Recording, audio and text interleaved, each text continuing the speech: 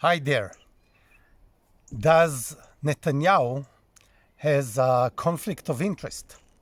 Well, before I answer this, let me just make it clear I'm not a political commentator or anything else. I'm a citizen in Israel, and I reflect to you what I see, what I feel, and usually support it with the media, the central and major media in Israel. So let's say what the media is saying. And the media says that Netanyahu is busy only about two things, maybe. First of all, as always, about himself, about Netanyahu. So he's got his trial of very serious things even before that. So the first thing that he's always thinking, always, is about how what I'm going to do is going to affect my trial.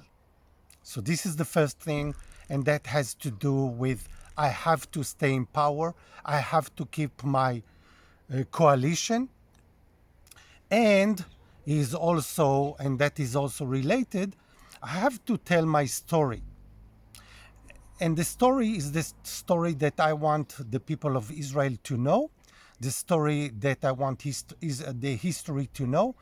And so even before he began taking care of the war, of this war on Saturday, October 7th, the first thing that he was responsible of doing is letting rumors, and we know in Israel those rumors that is um, releasing all the time, that the fault is of the army.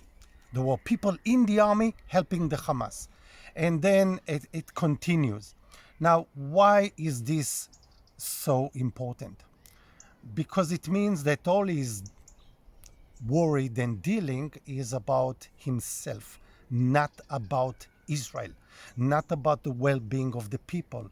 So, for example, all the money that is going to the ultra Orthodox and other coalition parties still going. We're talking about billions of dollars, of shekels.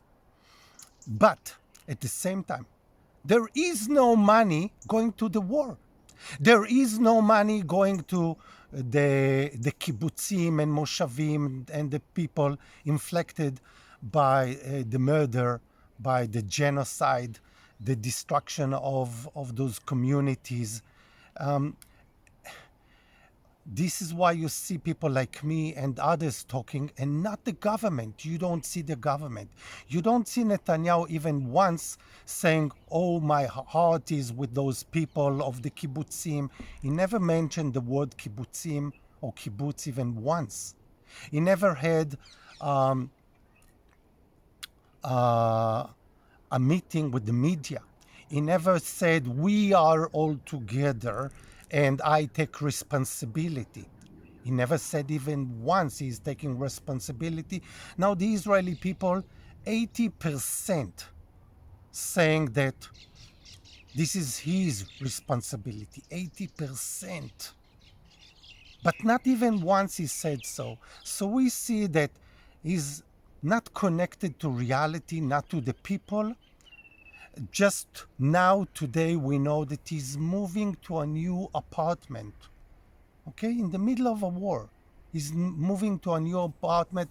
This apartment has a bunker against atomic war and biological war. Isn't it crazy? And it's not even an apartment of the government, but it is an apartment of one of his billionaire friends. So we see this disconnection to reality. Is still just giving jobs to friends, because in his twisted mind he still thinks that he's going to be the prime minister of Israel, and he says nothing about self-blame or anything. He's just not connected to reality. So does he have a conflict of interest? Clearly, yes. His interest is the only thing that he cares about, keeping himself out of jail and his name clean, meaning everybody blame, not himself. Now, am I a traitor? In the eyes of Netanyahu and his supporters, yes, I am. Because I'm saying something against Netanyahu. But I want you to know and understand 80% of the people said what I just said now. 80%. 80% believe so. It means that the traitor is somewhere else. This is very difficult. You have to understand that the Prime Minister of Israel is not Israel. Israel is not Netanyahu. It's two different things. In the eyes of most Israelis, our Prime Minister, because of different things, is a criminal. He is the one that was supposed to keep our safety and he didn't do it. He's the one that for many, many months he was told this is what's going to happen. He's the one that for 15 years was in the government other than 1 year. And now everybody's blamed. He's the one who's not talking. He's the one who is not ready to answer to any question to anyone. He's the one in the bunker, afraid. He's the one who's not meeting the victims, not once. And I'm not talking about inviting 2 or 3 people that he chose to his office. No, I'm talking about going out. Not even once. He's the one that right now, when there are tens of thousands with no answer, he's not providing them any answer to their needs because they don't have a house. They just lost their dear ones. Some get kidnapped, some murdered.